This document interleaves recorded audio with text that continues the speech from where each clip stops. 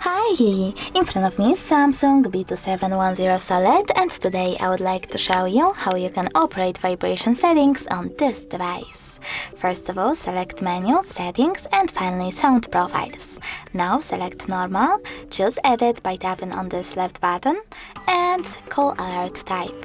Choose Yes, and finally pick one of those options for your incoming calls. Vibration, vibration then melody, vibration and melody, or vibration and increasing melody. I will go with vibration then melody, so I have to scroll down, choose this left button over here. And as you can see, vibrations are now on.